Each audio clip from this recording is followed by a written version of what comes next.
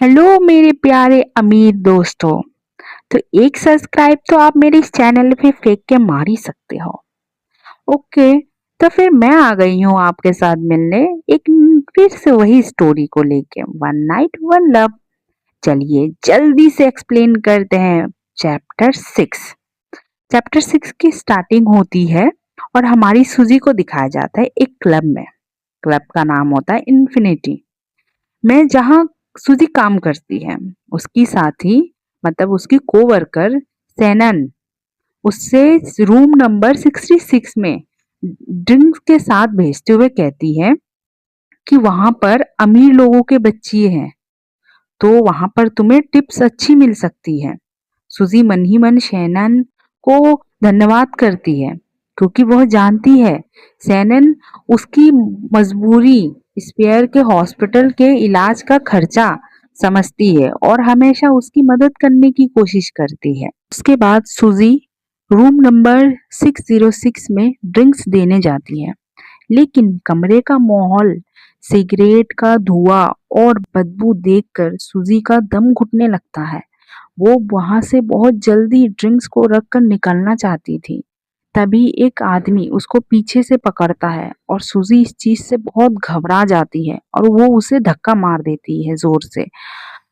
और तभी वो कमरे में मौजूद उसका कस्टमर जो उसे पकड़ रहा था, वो बहुत जोर से उसके ऊपर चिल्लाने लगता है, भड़क जाता है। और सूजी इस चीज को देखकर हैरान हो जाती है, पर फिर भी सूजी उस कस्टमर से एकदम माफी मांगती है, सॉरी कहती है। और वो इस उम्मीद से रहती है कि वो चलो माफी मतलब माफ कर देगा और शांत हो जाए, ये मामला यही की यही खत्म हो जाए। लेकिन जो वो कस्टमर होता है वो माफी को स्वीकार नहीं करता, मतलब वो एक्सेप्ट नहीं करता है और भड़कता रहता है। इस बीच सुजी कमरे में क्रिस्टीना पर नजर जाती है। उसे देखकर सुजी एकदम हैरान हो जाती है और अंत में सुजी कहती है, सीधा पूछती है, मामला सुलझाने के लिए मुझे क्या करना होगा। कस्टमर भड़क जाता है, उसका नाम होता है डीलन। तो डीलन सुजी को नीचा दिखाने के लिए एक घिनौनी शर्त रखता है और वह जमीन पर पैसे फेंक देता है और सुजी को कहता है, धमकी देते हुए कहता है, जब तक वह घुटनों पर बैठ के कुत्तों की तरह अपने मुंह से एक एक नोट नहीं उठाती है, तब तक उसे ये इस कमरे से बाहर निकलने नहीं दिया जाएगा। कमरे में मौजूद उसके सारे दोस्त इस बात को सुनकर बहुत हंसने लगते हैं और क्रिस्टीना मन ही मन सुजी को बेइज्जत होते देखकर बहुत खुश होती है। और क्रिस्टीना अपने मन में सोचती है कि मैं ये सब फोन में रिकॉर्ड कर लेती हूँ, जैसे ही डस्टिन मुलेंगन को दिखाऊंगी वह इससे पक्का भाग जाएगा, इसको छोड़ देगा। और सुजी अपने मन में सोचती है, मुझे कुछ ना कुछ तो करना पड़ेगा, नहीं तो अगर मैं बिना किसी नुकसान के सुरक्षित यहाँ से निकलना चाहती हूँ। सुजी तेजी से झपट्टा मारकर क्रिस्टीना का फोन छीन लेती है और क्रिस्टीना अचानक हुए इस हमले से हैरान हो रह जाती है।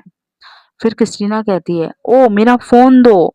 सुजी कहती है, अब कोई मेरे पास मत आना, नहीं तो मैं सीधा पुलिस को कॉल कर दूंगी। और ये कहते हुए वो एक बोतल को उठाती है और टेबल में मार कर बोतल को टूटे हुए बोतल को दिखाते हुए लोगों को डराकर कहती है कि अब आओ मेरे पास, जो भी पास आया उसके गर्दन में इसको मैं गोप दूंगी।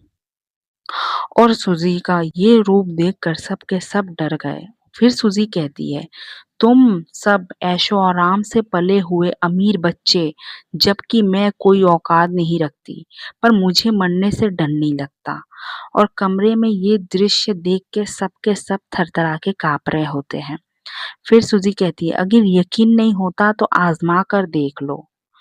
हाथ में बोतल या कोई धारदार चीज लिए पूरी हिम्मत से उन्हें चेतावनी देती है सुजी, मतलब उस बोतल को पकड़कर। फिर क्रिस्टीना कहती है, मेरा यकीन करो, वह सिर्फ दिखावा कर रही है, वो कुछ भी नहीं कर सकती, इसे पकड़ो और पीट पीट कर मार दो। बताओ, क्रिस्टीना ऐसा कह रही है अपनी बहन के लिए। और क्रिस्टीना उकसाते हुए मतलब उसको उकसाने के बावजूद भी बाकी कोई भी लोग सब के सब पीछे हटने लगे, सामने कोई नहीं आया। फिर सूजी कहती है, अच्छा ऐसा है क्या, अगर तुम्हें लगता है कि मैं सिर्फ दिखावा कर रही हूँ तो आओ मेरे पास, डरो मत, आओ, डरपोक मत बनो। और सुजी हाथ में पकड़े फोन पर इमरजेंसी नंबर 110 में पुलिस को फोन करने लगती है उस बीच। और जब कोई भी सुजी पर हमला करने की हिम्मत नहीं करता, तो डीलन, वही लड़का, गुस्से में आ जाता है और वो झुंझलाकर अपनी मतलब क्रिस्टीना को धक्का दे देता है और बाकी दोस्तों को बेकार कहकर डांटता है। पुलिस के पुलिस की कॉल और सुजी के बेबाक रवैये को देखकर वो डर जाता है और पूरा ग्रुप वहां से एकदम तीतर बितर होकर भागने लगता है। और हमें दिखाया जाता है कि हमारी सुजी बहुत ही हिम्मत वाली है। उसने अकेले अपने दम पर उस सिचुएशन को कंट्रोल कर लिया और अपने आप को सेव कर लिया और सबके सब वहां से चले जाते हैं। फिर सुजी क्रिस्टीना से कहती है, सुनो क्रिस्टीना, अपना फोन लो और यहाँ से दफा हो जाओ। क्रिस्टीना जमीन पर घुटनों के बल बैठी हुई सुजी को उसका फोन वापस थमा रही है। मतलब सुजी अपना फोन, उसका फोन उसको दे रही है। फिर सुजी अपने मन में सोचती है, ये हमेशा आवारा और बेकार किस्म के लोगों के साथ घूमती है, क्या पता किसी दिन बहुत बड़ी मुसीबत में फंसेगी। और क्रिस्टीना ज्यादा मतलब अब उसकी ताव देखो, वो कहती है सुजी से, ज्यादा हवा में मत उड़ो, मैं तुमसे इस बात का बदला जरूर लूंगी। फिर सुजी बहुत अंदाज से कहती है कि जरूर, मुझे इंतजार रहेगा इस बात का।